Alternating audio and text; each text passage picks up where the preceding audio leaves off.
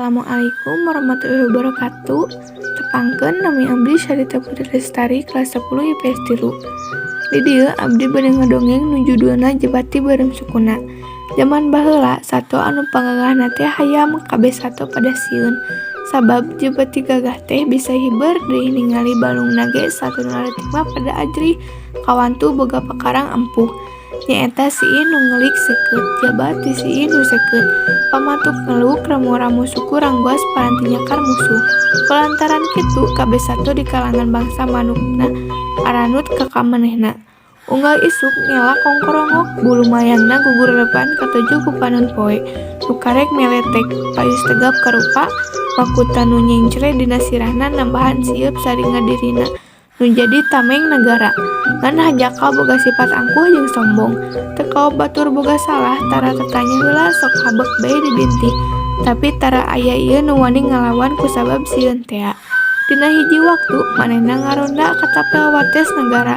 Kitu bae gawena teh kakalayangan panonna buringas nyidik-nyidik ka unggal bujuru. Bisi aya musuh nu ngadodoho utamana musuh kabuyutanana sakadang heulang. Pedah sakadang heulang mah kedah digawe nu matak terus diusir ti negara. Kerjungjun kakalayangan kakaret ku juru panonna aya nu celak-celik gurirapan dina luhureunana hiberan. Nafsuna mimiti naek cek jero hatena saha nu manglukna nu wani ngaluhuran aing kurang ajar sia ge cuman taka harita keneh biur ngapung udag nuker kakalayangan teh barang tepi teu tetap pasina deui tuluy dicecer dibintihan atuh gepluk bae raga-raga handap.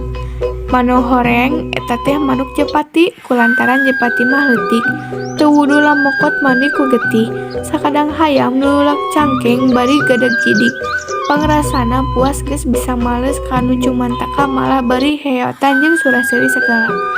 Karasa sia sato teu boga kasopanan tah kitu bukti napokna bari najong. Manuk Jepati boro-boro bisa ngomong ngarasakeun kanyeri ge geus ripuh hatena ngajerit minta tulung ka dewata nu ngayuga. Jeritna tembus ka langit ka kuping ku Sunan Ambu. Terus Sunan Ambu lungsur sakadang hayam suwaseun ningali Sunan Ambu sumping ku Sanan Ambu. Sakadang hayam disupata pokna maneh sato culikan nu teu boga ras-rasan kusabab kitu jimat maneh dibawa deui ti samet poe ieu maneh moal bisa ngapung deui. Sakadang hayam ceurik tapi teu bisa kumaha datamana manehna manuk Japati ku Sunan Ambu diumbara nyakal sukuna teu kabul kebersihan. Nu matak nepi ka ayeuna suku Jepati Beureum Sukuna. Sakitu ti abdi wassalamualaikum warahmatullahi wabarakatuh.